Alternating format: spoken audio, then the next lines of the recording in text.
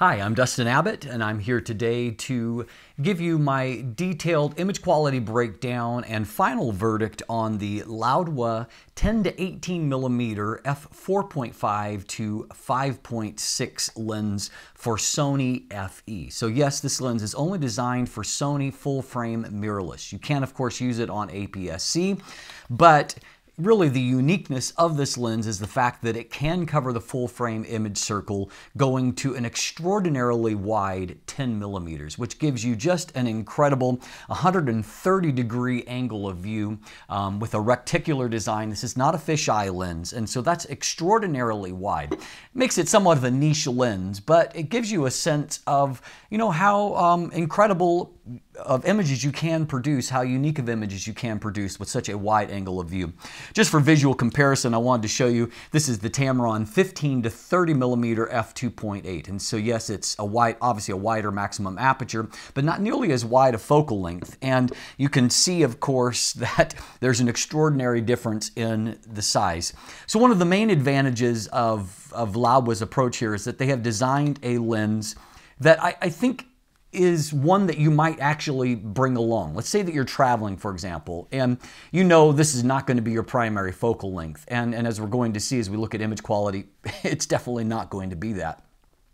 But if it were a lens this size, you would probably look at that and say, you know what, I don't want to haul that thing all over Venice. It's just not worth it. You might look at this and say, hey, I can throw that into a bag and go with it. And so I do think that they've probably been somewhat clever in estimating their market, that rather than designing a huge monstrosity to get the absolute maximum image quality, they've instead focused on a lens that will allow you to produce unique images that are more for people that care about the unique look of the images more so than pixel peeping. I'll clarify that a little bit more as we take a look at the image quality here today. If you missed my first look episode, I break down all the stuff about the build and handling, answer a lot of questions when it comes to that. So I'd recommend that you look at that first. But if not, join me and let's jump in and let's look at the image quality from the Laowa 10-18mm f4.5 to 5.6.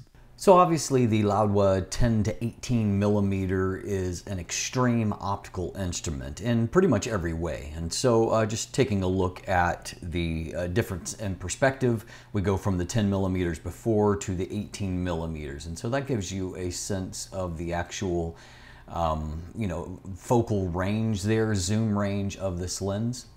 Now, if you compare 10 to 18 millimeters just kind of side by side, you can see kind of the advantage of a lens that goes this wide. I mean, 18 millimeters is a fairly common wide angle focal length. 10 millimeters, however, allows you to really produce, a very, very unique image. And obviously here you can see there's a lot of distortion taking place there in terms of a stretching towards the edge of the frame. And so, I mean, any kind of very, very minor shift in the sensor in any direction is going to produce very remarkable keystoning. And so, I mean, you have to watch out for that. But in terms of the actual sheer drama of the image, I think that, that's the advantage and reason why you might be interested in a lens like this.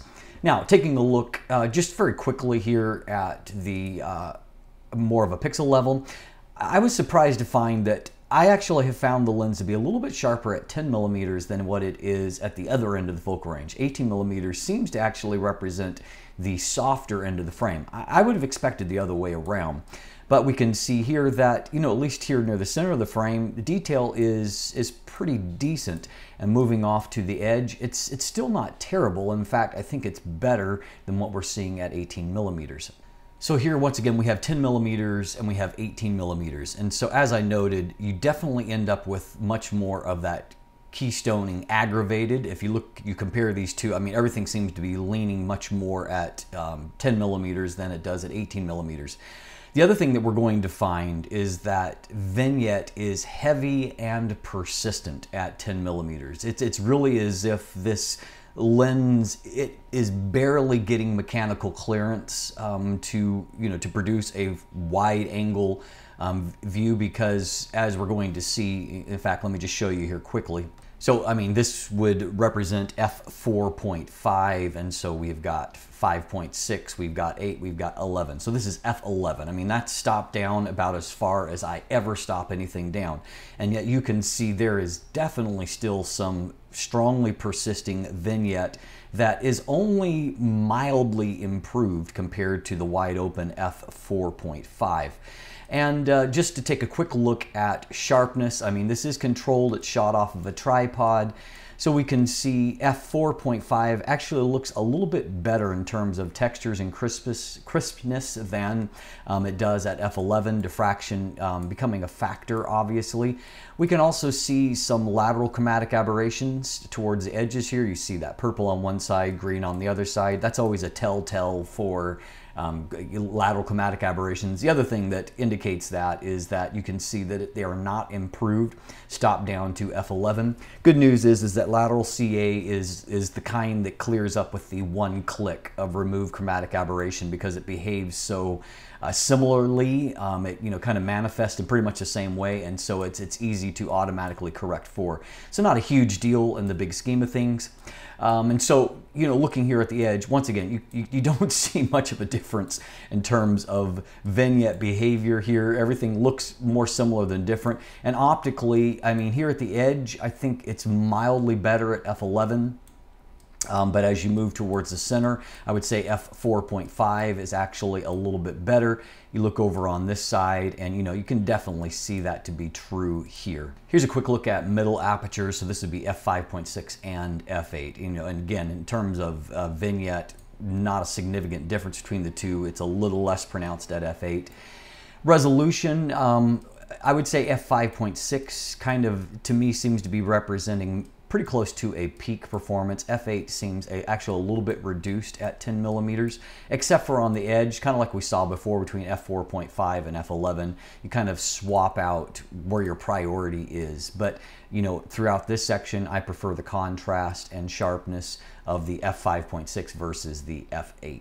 We'll take a quick peek here at 12 millimeters, and so here we can see it looks like we've lost 1/3 if just going by the way that it metered.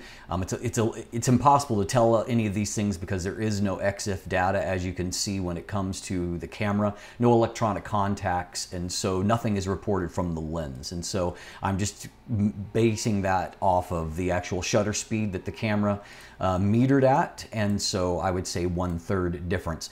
So let's say we're looking at F5 then, F5 versus F5.6.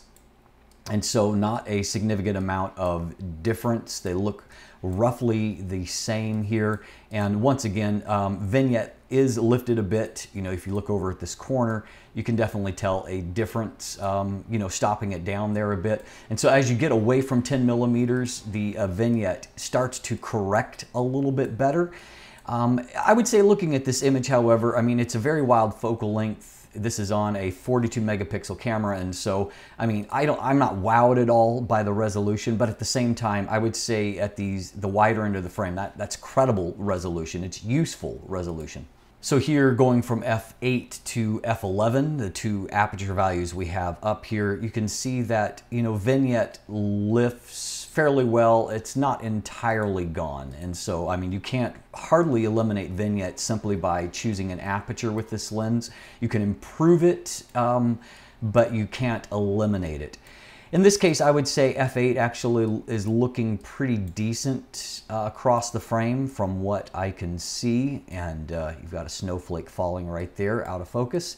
And it looks a little bit better to me than what F11. It seems like diffraction is maybe starting to limit the F11 performance. Here's a very quick peek at 15 millimeters. And so as you can see, vignette is starting to clear as you zoom in on the range. And so then, if here it looks like we're still at F5, and so as we stop down to F5.6, it's fairly cleared. I mean, there's a little bit there, but not enough to be a significant factor. And so just looking here, that looks fairly soft to me at 15 millimeters. And as you can see, looking here, it does look softer. And so, I mean, I would say that your optical strength is really at the wide end of the aperture range. You can stop down and maybe get a little bit more, but there's not as much in the tank to access. So finally, we arrive at 18 millimeters and maximum aperture. Here is f5.6. And so I did note, one thing that I will kind of comment on here is that I did note, I mean, just trying to, from what I had seen in the earlier series with the church that I showed you, I specifically tried to refocus during this to see if maybe it was just a focus shift type issue. But even after refocusing, you can see that my observation is definitely valid here. I mean, we've got good news is vignette is really not a huge factor any longer. Bad news is that the lens just doesn't have the ability to access a lot of resolution here. It's fairly soft at this end of the focal range. I mean, it's really at its best, really, really wide. Now in this case, stopping the lens on down to f8 at 18 millimeters seems like a wise choice. It looks a little bit better to me. Still not super sharp, but I would say more credible here. And f11 diffraction is starting to limit, but if you will shoot at f8 at 18 millimeters, I think that you can get a result that you can be, you know, at least moderately happy with. So the other thing that's really cool about the lens design, as we pointed out in the first look episode, is its ability to swap out that rear filter that actually serves as one of the elements in the lens optical design. And you can swap it out for a different filter. You know, in this case, I've swapped it out for an ND8 filter. Unfortunately, that's not as heavy an ND filter as I would like to use, you know, to really create something dramatic.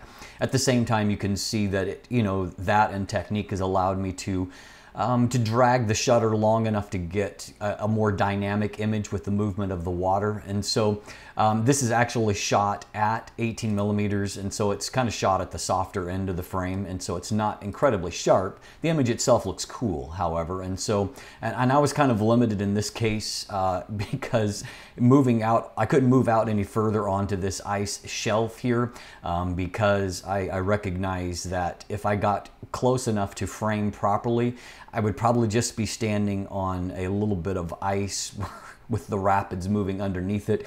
I didn't consider that to be a wise choice, even for the sake of getting a great image to share with you all. Now, the other thing about 10 millimeters is that if you're thinking about it as more of just a typical landscape focal length, it's really not. You get so far away. This is a scene that I've shot many times, and it's a great scene, but under, you know, normal circumstances. Here, everything is so far away, so far removed, so much empty space that it ends up being a really, really bland looking image. And so you have to learn how to compose with 10 millimeters. There's stuff that works at really wide apertures and there's stuff that doesn't. And typical landscape scenes surprisingly don't work. Now this scene works a whole lot better, and that was because I basically got very, very close, and I wanted to emphasize a foreground. You know, the background, the distant landscape is going to be distant and, you know, not really all that interesting on a visual level, just because you can't really make out a whole lot of it. Although in this case, you know, again, shooting wider, our detail is really not too bad in the distance, but it's more the foreground that is going to make things interesting. And so you have to really compose with that in mind, knowing that whatever's in the foreground is going to get undue emphasis when you compose with such a wide focal length.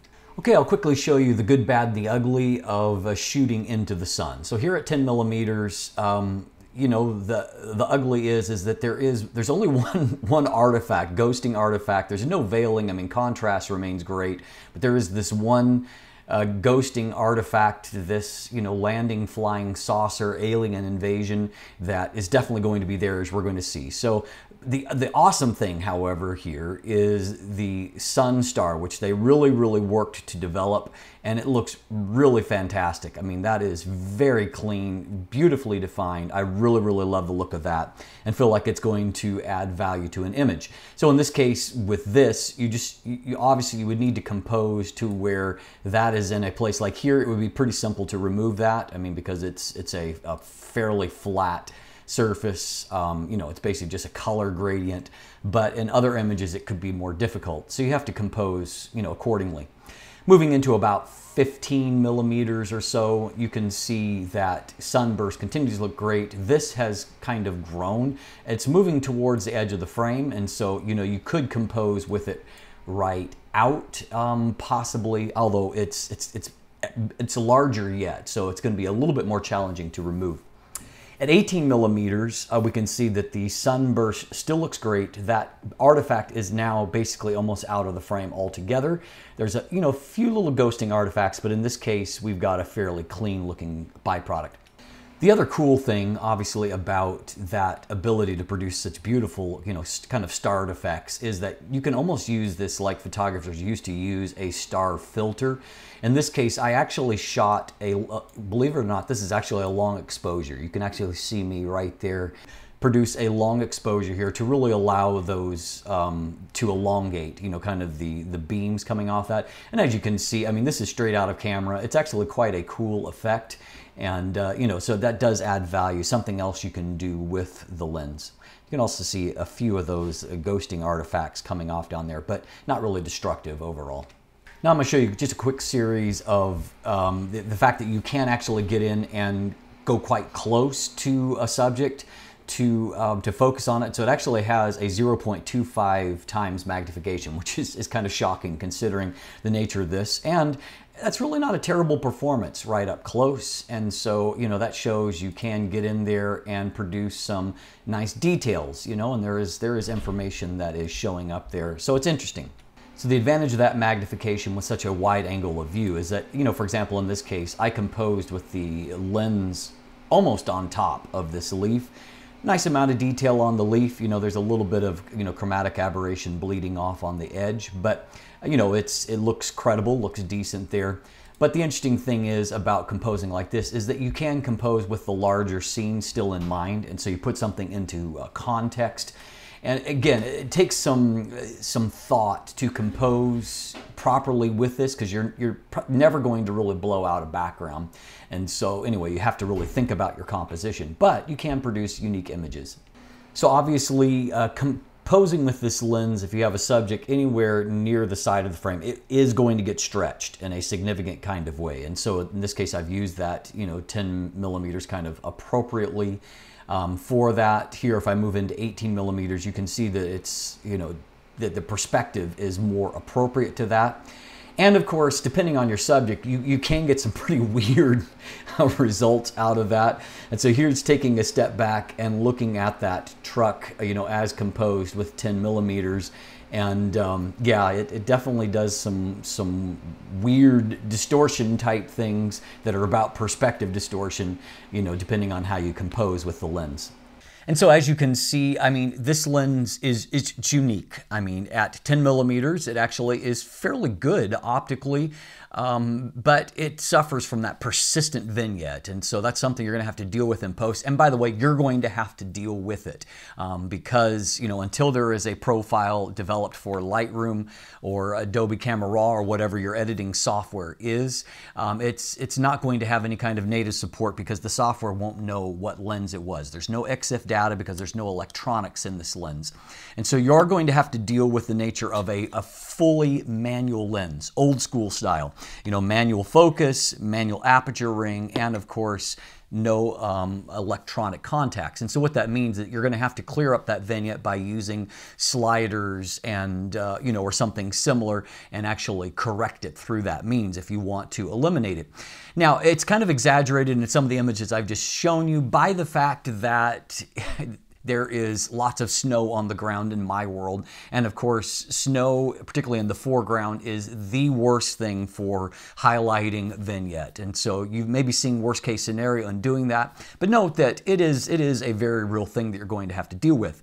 As you move off towards the 18 millimeter end, image quality does soften up a bit. And so it's not super sharp. I mean, I don't think there's any way to sell it as being super sharp there, but your value is being able to get images where you can frame accordingly how wide you would like to go with that. And of course, that incredibly wide 10 millimeters allows you to capture some things that you couldn't. If you're in a room, for example, and you want to get a lot of what you're seeing there, maybe traveling or, something similar to that, a focal length that isn't as wide, in some situations you can step back, but in interior spaces, there's a lot of times you can't step back any further. And so this lens will allow you to capture that scene. And so it has a unique value for that. It also has a unique value for those of you that want a really dramatic focal length for video, for example. And so it's certainly, I think that there are people that will be interested in this lens. However, it is not for everyone. This is not, as I mentioned at the beginning of the video, not some big monstrous lens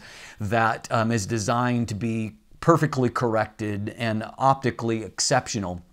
This is more about people that care about the look of the images and want a lens that is convenient to bring along, more so than a massive lens that requires it to basically dominate your outing.